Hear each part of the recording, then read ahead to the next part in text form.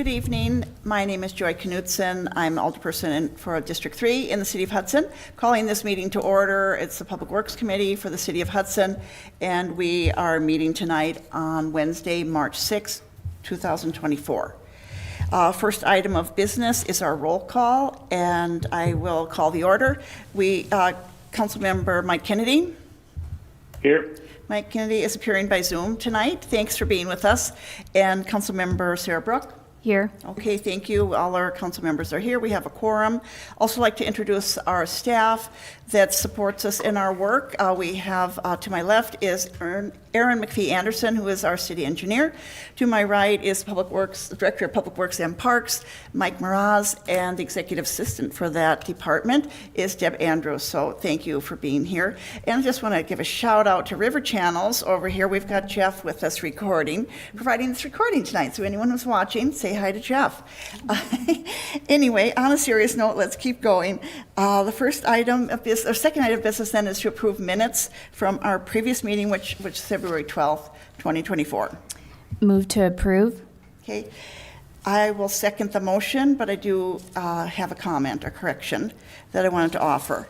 And that is on, I believe it's of our current handout, it's the third page, where we started to talk about the RFP that's being prepared for recycling and refuse handling within the city, that we just had the names of the businesses backwards in the document. Okay. Our prior contract was with Advanced Disposal, and that company was taken over by Waste Management. So that's just flipped on the wording, so I'd just like to have you correct that, Deb. Mm-hmm. If you would, please. I wanted to thank you for the detail that you provide in your minutes, because I think it does help residents who want to see what went on at that meeting. They can read some of the discussion points. So I appreciate how much detail you put into it. So I move that one change is made in the minutes. Is there a second for my motion? Is that second? I say there's an amendment. Mike seconding. Okay. All in favor accepting the minutes with that correction? Aye. Opposed? Same sign. Thank you.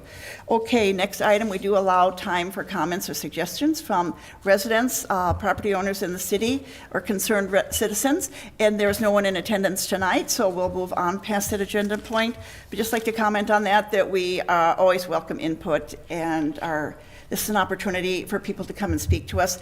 And in the Public Works Committee, you are able to speak about an item that's on tonight's agenda, that does not happen in the City Council. But if an individual saw an item on the agenda and wanted to come to speak to us about it and give us more insight or information, we're always welcome that. So we'll move on then to new business, which is Highway Safety Improvement Program for Carmichael Road. We're getting an update, and I think Mike Mraz is taking that. I'll take this one. Thank you. So the city was granted funds through the Highway Safety Improvement Program to update some of the concerns that we've had at the intersections on Carmichael Road at both Center Drive and Hanley Road. Okay. So we were awarded that grant probably a couple years ago, and it's taken this long to get through all of the contracts and agreements with the state. Because it is federal dollars, it is quite complicated.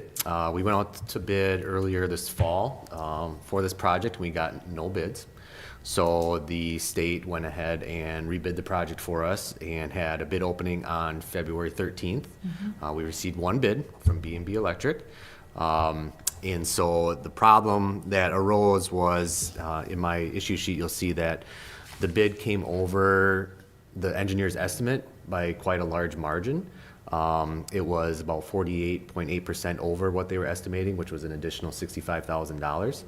And so in order to move forward with the project, the city needed to write a letter of concurrence, is what it's called, to the state, kind of justifying the need for that improvement. Mm-hmm. And basically telling them that we would accrue some additional costs to see this work go forward.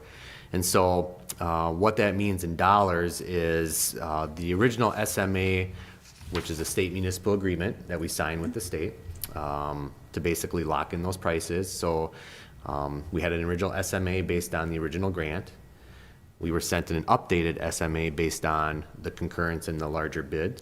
What this means in dollars is we are basically putting in an additional $2,683.90 towards the project, which is, in my opinion, a very, very reasonable cost, expense to the city to see these improvements happen. The grant is a 90-10 match, so 90% of the funds are being paid through the federal government. Nice. So that's why I went ahead and actually just signed it on behalf of the city, just to keep the ball rolling with this project. So that brings our total cost for this project to $30,915.90. Nice. We had budgeted $75,000. Could you repeat that one more Yep. time? Thank you. $30,915.90. Okay, 90 cents. Yep. And so we had budgeted $75,000 for this project back in our 2022 CIP. And so we are well within the budget from what we had. So So now, we're actually, even though the costs came in higher, Yep. the bid, we're actually paying less than we thought we might. Is that correct? well, no, we had an increase of $2,800. Yeah, based on the Which original. is minor, which but we is very didn't, minor, yes, so we didn't have to step up a large No, amount. no. Thank you. The only Okay. other thing in that, the new SMA is the city agrees to pay for any change orders that it might occur with the project.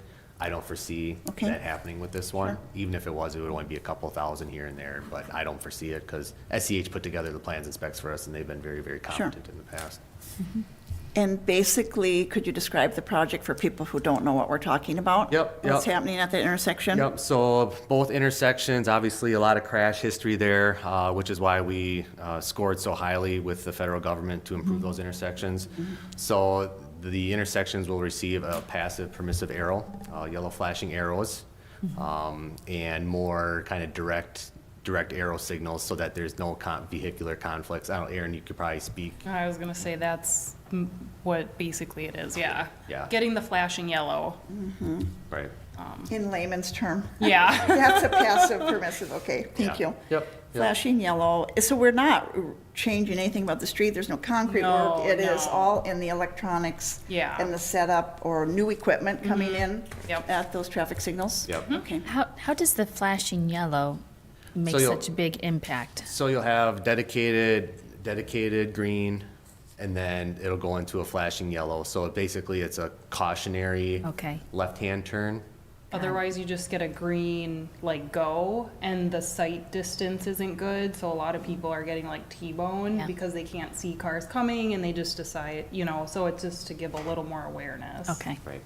So it cautions people that are making that left turn, otherwise Yeah. they're using their own judgment, thinking, I've got a green, and away they go. Yeah. Okay. Yep. Yeah, exactly. Sure, all right, thank you. I know, I've certainly heard through public safety and police department how many accidents, and, Yeah. I mean, we don't want that, people could be seriously injured. Certainly takes up a lot of time from the police department. Yeah. Clearing the intersection and dealing with that issue. So thank you for doing the extra work on that, Yep, too, appreciate yep, that. yep, no problem. That you went to bat for the city and got the state and the federal arrangements Yeah, they made. had to sign off So- on it, they had to read the justification, that it's definitely a need within the community, and they approved it, and now it's just a matter of finalizing contracts with the B&B Electric is the first company that won the bid, and then getting the materials ordered, so on and so forth. So I would foresee, movement happening sometime later this spring, summer months. That's very welcome. Any other comments? I want to make sure, Mike Kennedy, that we give you a chance to chime in, so wave at me if you want to say something. I'll chime in when needed. Thanks. Okay, thank you. Yeah. No, thanks, Mike. That's a good. I'm glad that's still moving forward. Great, well, I think then we do not necessarily take action on it because we voted and approved it before. Staff action has kept it moving. Yep. And so that's great, good news. Thanks so much. Next item on our agenda tonight is under old business, discussion, possible action on the 2024 street reconstruction project for this year, 2024, and it's Vine Street and Green Street that we're getting updates on, and hopefully taking another vote. So I'll turn that to you, Erin. Yep, so this item is about the 2024 street reconstruction project, which, as Joy mentioned, is Vine Street and Green Street. We had an open house last Tuesday, February 27th, from 5 to 6 at the city fire department. And the materials actually presented at the open house are now posted online, and the link is in the issue sheet right here, or if you go to the city's website, under Community Development City Projects, you can find it from there as well. So if people are interested in seeing what was presented at the meeting, they can go and see that online. And then I also attached the sign-in sheet. We had about 40 people sign in, and I definitely, it was busy. I felt like it was busy the whole hour, so a really good turnout. People interested in both projects. And some of the comments we received, I mostly was more at the Green Street kind of layout, but from what I heard from the other consultant staff that was there helping out, some of the Vine Street comments were just, who maintains the grass boulevard between the trail and roadway. Assessment at St. Patrick's Church, they were concerned because the Wisconsin Street project that happened around 2015, they were not charged assessments for the curb and gutter, so they were just kind of wondering about the assessment process. And then just, maintaining access to the businesses and the churches during construction. The First Presbyterian Church only has a driveway off Vine, so, making sure we still keep access during construction, where some of the other properties, like the other two churches, have driveways off side streets. And then obviously a big one will be like the YMCA, and the professional building right there, just maintaining access, at all times. So those are the bigger comments on Vine Street. And then Green Street, mostly just a little concern about drainage because there's existing very small inlets, only 2 of them at the low point. And we are going to be making those bigger and adding 4 of them at the low points. It'll just capture water a little faster and better. That they also mentioned they get clogged all the time, and so it's like that doesn't help with drainage, and they're out there actually cleaning them. So this should just help with a little bit of redundancy for capturing the water. And then just questions about, assessments on green, and then also some comments on what's happening with the sanitary sewer. And the sanitary sewer improvements are happening through the utility department. So they're kind of stepping in with a separate project that KIP has coordinated, and they'll be going in and doing a few spot repairs to the sanitary sewer and more some rehabilitation of the pipe versus like any big replacements. So based on overall the comments, there wasn't a need to change the design for either project. And so I have gone ahead and I've uploaded the 90% plans for Vine and Green Street. And so what we will move forward with is moving to 100% plans that we would put the plans and specifications to the full council to approve for bidding. But I thought here we could also just do a first step of approving kind of these 90% plans and design, kind of putting your guys' stamp on it saying, yep, looks good, finish up the design. The only changes that will be made from like now to 100 are just, minor like labeling issues or maybe adding some few details to the signing and striping, some cleanup items. That's about it. There's not going to be any major changes. Yeah, thank you so much. A quick question, if I can. When I was there, I heard a resident having some concerns about the trail. So, Yep. and the consultant had mentioned that he was going to share that concern with you. And the concern was that on Wisconsin Street, there's an actual bike path for the bikes to stay on the road, and major concerns about bikes and pedestrians, walking pedestrians on that trail. But it's a 10-foot trail, so is that different? If it's a 10-foot trail, is that designed so bikes and pedestrians can both be on there? Yeah, essentially, yes. It's Okay. Definitely will make that better. So the 10 feet is a shared use path for like both directions. Okay. Bikes and peds, yeah. And so I know the resident really was hoping there could be some signage, and I heard you mention labeling and that kind of stuff.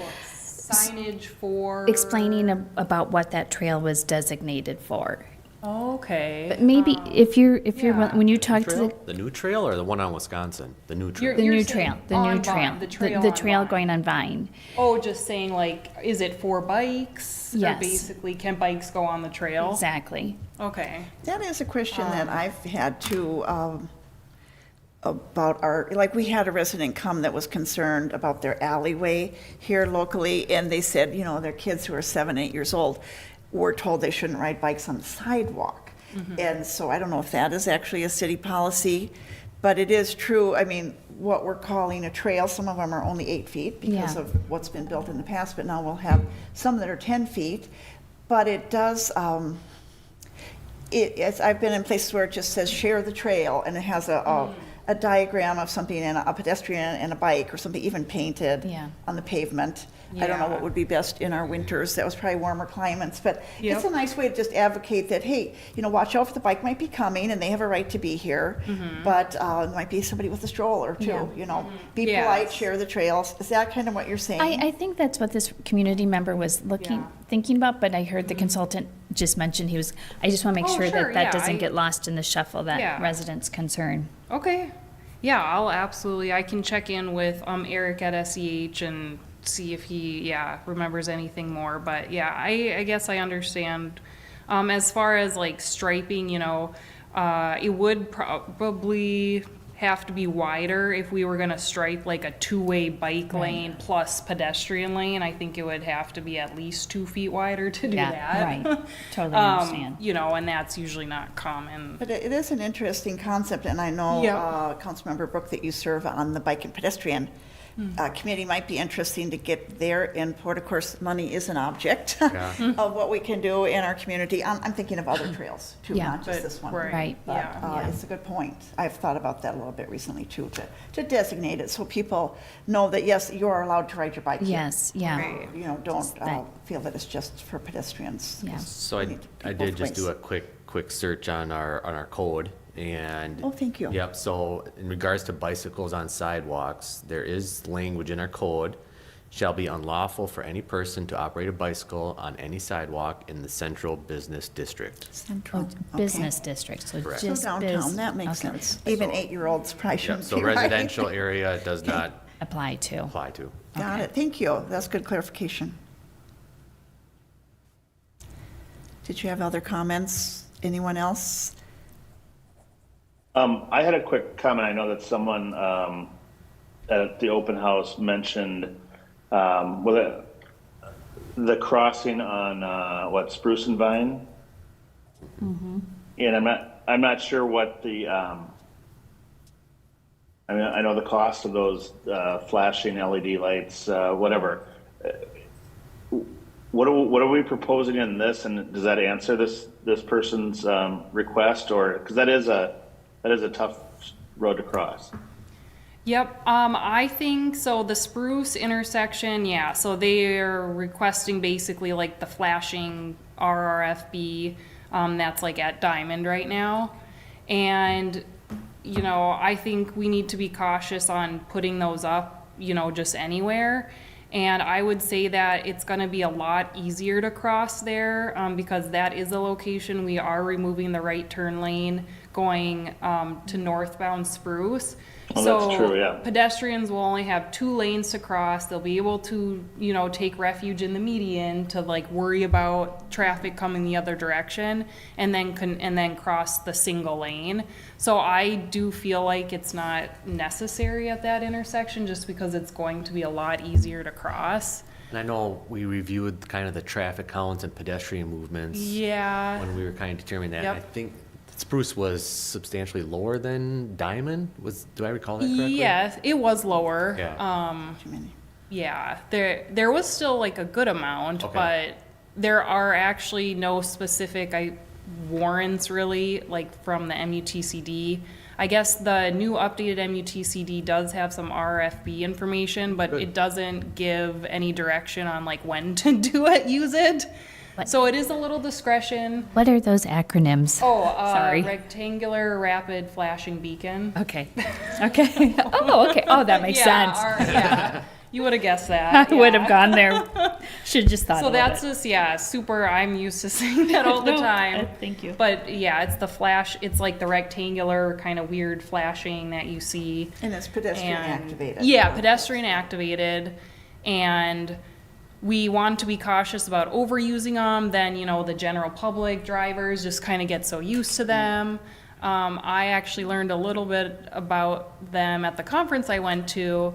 It is not a law that you have to stop at them.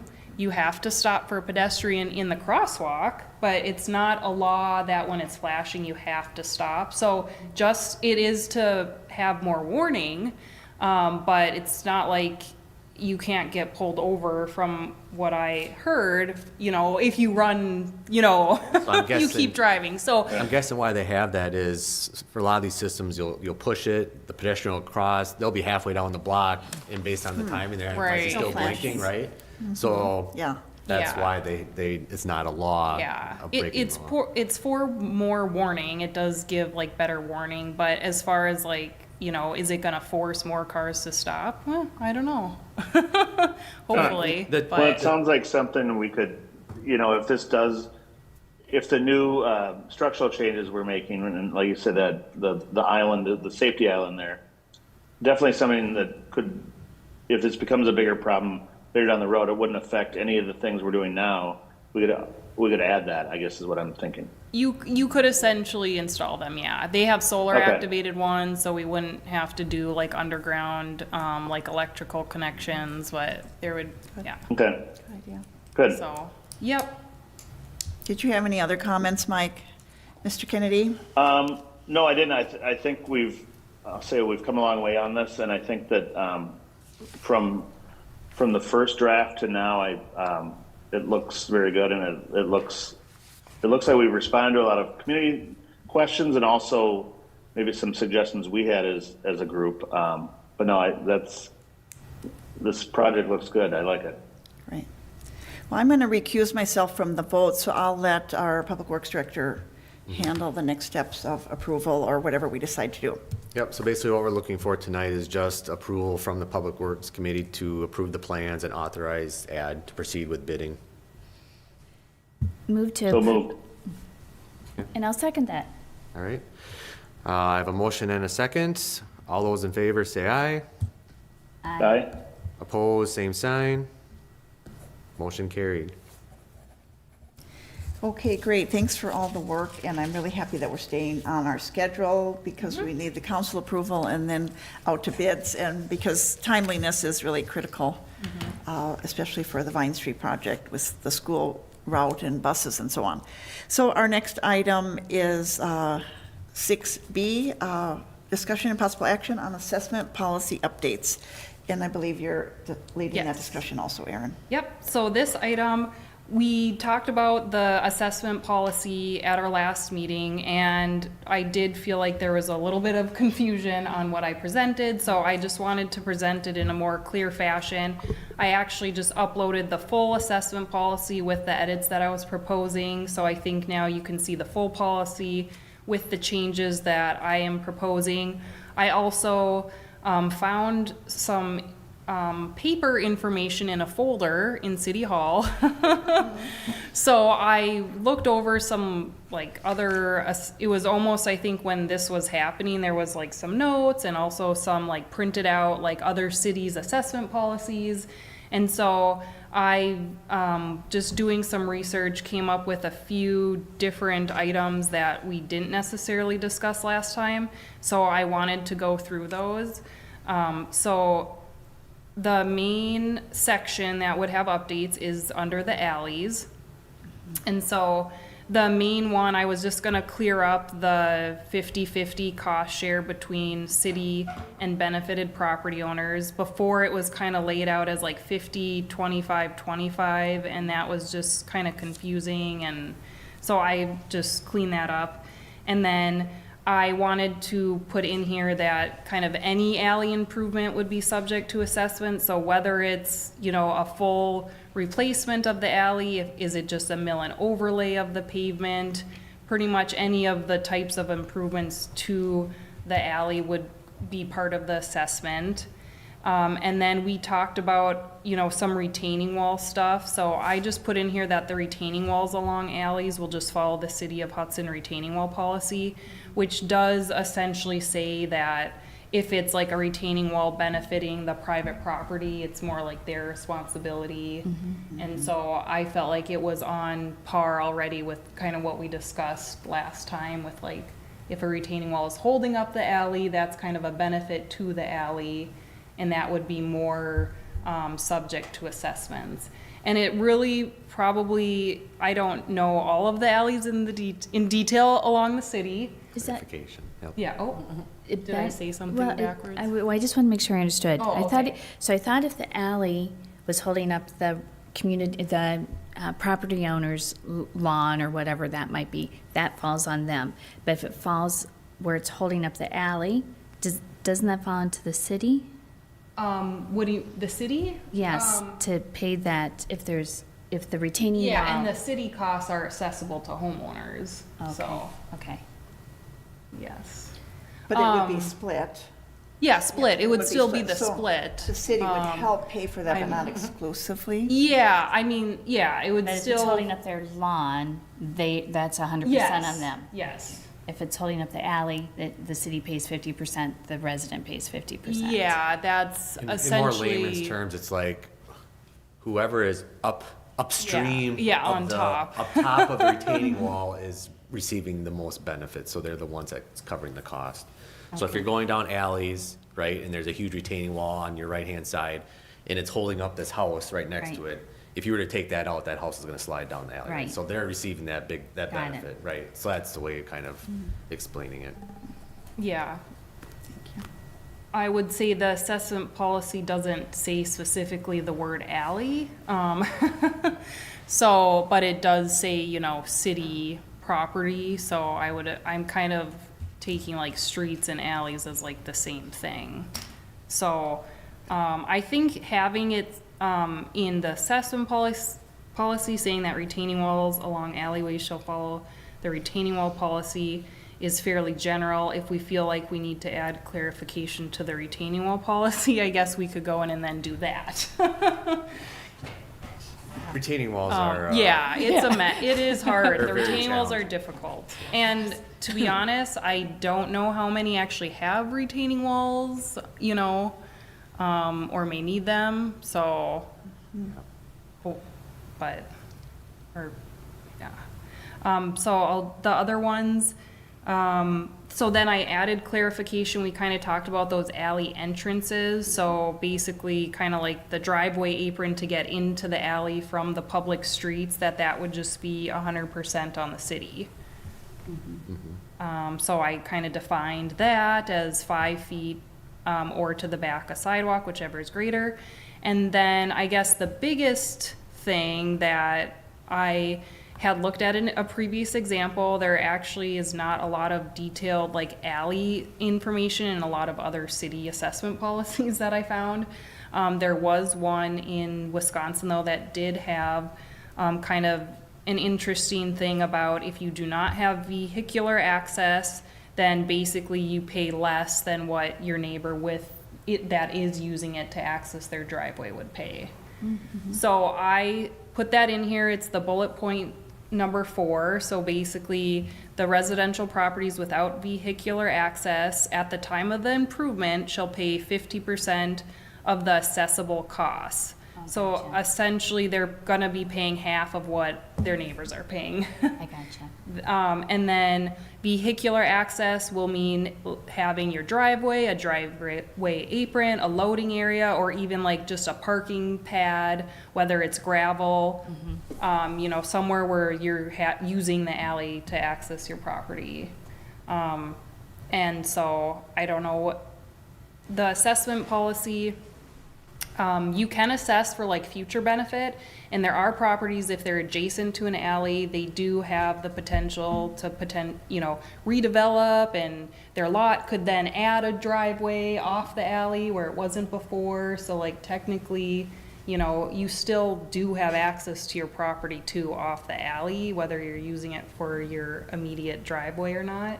If there's if the side of your garage is abutting the alley, well, you probably have to go into the alley sometimes, you know, to fix something on your garage. So would it's, that be considered vehicular access or not? no. So, but if Yeah. there was a little, even a small stub of a driveway, even if they Yes. say, well, I never use this, would they have to? Yes. They would have to? Yep. Okay. Yep. If it's an. I mean, so yeah, we talked there's about a- if it's like, if it's an improved apron off the alley onto your property, you are benefiting from that Okay. alleyway, right? Sure. So whether it's even just a crushed rock pad, you know, you are using that Yeah. alley to bring your car and park Yes. on that pad off the alleyway.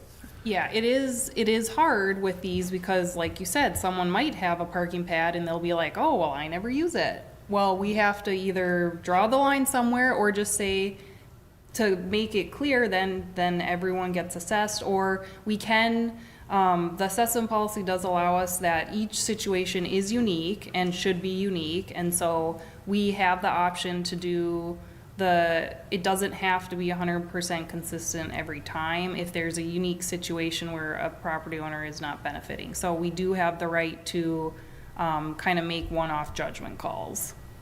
Is that specified here? That is, I mean, it's an administrative I- decision, yeah, let's see, is it the Maybe that's sentence all- at the end or the beginning? maybe you don't want to specify it here, because everyone will be applying for an That's- exemption. I think the goal is to get it consistent, right? Right. Now, obviously, we all know that there are unique situations in this community, especially in the historical part of town, Sarah. Yes. That we run into. love 'em. That we want to leave some flexibility if in the odd case we run across it. We don't want to, you know, so, but the goal with this is to get everyone doing the same thing year after year after year, so we don't have people saying, well, you did it last year like this, why are you doing it this year, like, you know, we want to get away from that.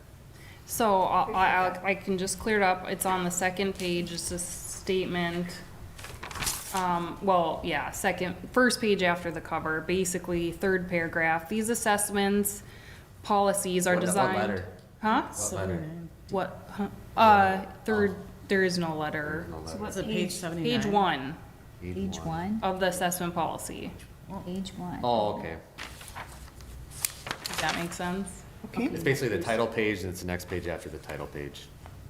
So I don't have the full packet, so I thank don't know you, what yes. packet page it It's is. actually page 74 on our current agenda that we're looking Okay. at. Thank you. Sorry, I No problem. open them But it's individually. kind of an intro section. Yeah, so it essentially states that this is a general guide for the common council in allocating benefit to properties.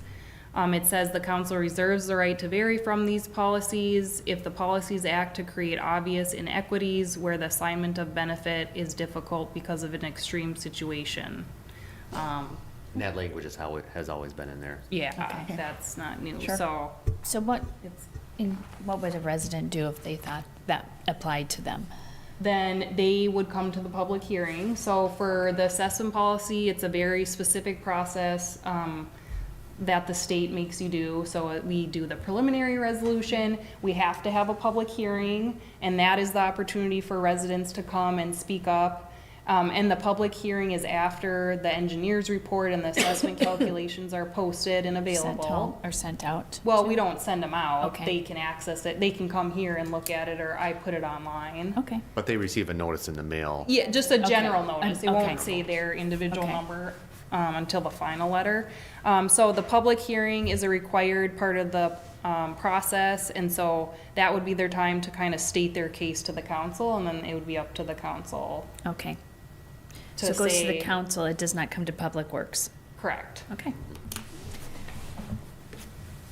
Thank you. Thank you. Yep, so then, let's see, those, and then the special assessment method, I did clarify that we would predominantly try to use the front footage method, but I kind of repeated it that if there's kind of obvious inequities, we could go to a different method. And there is a table, so I'm not gonna know what page in the packet, but, if you go to page 19 of the assessment policy, section 5, special assessment methods, that is kind of where it says these are the most common ways to do your assessment calculations for different types of improvements.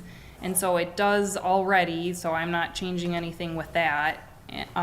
Says pavement and alleys, front foot is number 1, by the lot is number 2, and by area is number 3. So I'm kind of going off of that. I'm just kind of adding a little bit of clarification under the alley section, but I didn't change that table or anything. It was already like that. And then that's it for the alley, so I guess I'll just stop there. I have 2 other minor ones that we can discuss, but I'll just see if anyone has comments or thoughts on the alley updates. Does the access off of the alley make sense? Yeah, that's my, The access off the, which point is that one? Number 4. Number 4? Oh, yes, for those that don't have a car that would be Direct going back there. access. Yeah, Yeah. that totally makes sense, and I think that would ease a lot of the, I know in the Right. upcoming projects, that I think that's a Right. great addition. And I heard what you were saying about, assessing for future, right? Yep. But if they were to, at some point, decide to add a driveway at a future, could there be an assessment given at that time? I guess we couldn't, I don't know if we can technically go No, backwards. you can't go back, okay, all right. But yeah, but then it's like, oh, and then 20 years later, they're doing the alley again, then they would probably Get go assessed with at that the- point. Yes. Yeah. Got So it. that's kind of. Okay. Yeah. I am comfortable, I think this has added some good clarity. I think I will print this out to make sure I have a copy of this At all times. Yeah. at all times during the It's very alley. complicated. You'll have to isn't it? read it like, 10 times Yes. every. Well, I think it's a great, it's good to clarify, and none of those alleys are the same. Right. And of course, different people live on each corner or down the way, and everyone they're focused on what is important to them and their access to the alley, and there's certainly a cost factor. I absolutely appreciate that. So it's important that it's very clarified, because then it feels fair to people, that there's a plan. So, Yep. I think you've done a good job kind of getting everything as clear as possible, and yet there's some wiggle room if needed, so. Yes, okay, good. Then the other 2 are kind of not really, it's just general policy things. So on page 14 of the assessment policy. So this is just explaining special assessment methods. So under the front footage method, there are also some caveats, and I have seen some other city policies with like a lot more detail than ours. But one of the things when I was just, am going and doing calculations, when you have a corner lot, we have some information. If you have a corner lot, one side gets assessed like the 100% and the other side gets modified. So you're not necessarily getting like a double up of assessments. And that was seen in a lot of different policies, so I think that's fair. But there was no clarification on, well, which side of the street then is the side you get the 100% versus the side you get reduced. And a lot of policies I saw defined kind of the front foot as just the shortest side, so it didn't matter what your address was. It was, if your property is rectangular, the shortest side would be considered your front and the longer side would be considered your corner. And I'm thinking a lot of cities might do that because that, it would end up then the homeowner would pay less than if it was the other way around, if that makes sense. So if the longer side was the front side, then that street, they would just overall in turn get assessed more. So doing the short side as kind of the 100% assessable side makes it less of a burden on the homeowner if both sides of the street are getting reconstructed. and let's say they're not. Maybe it's 5 or 8 years later, could even be a different homeowner. Yep. That's there. Someone's going to, if they came forward and said, well, I understand this property was already assessed for that, then I should be even at is there a time limit for that, or is it just when you only pay for for the corner? front? Yeah, if you No, had a corner home. There's not a a time limit for that. So yeah, if one side got paved or the curb and gutter, you know, you were assessed for curb and gutter. I don't think that if it was a full different improvement, it would not get deferred, but you would pay a less percentage based on our corner lot language. Sure. There is something in here about like not getting assessed twice for like the same improvement, but I would consider like the corner being a different improvement, so. And even if they're separated Yeah. by quite a few years. Oh, yeah. So if I lived in that home and had if the street on the side of my lot was, the longer Mm-hmm. side was improved, I would have a different assessment.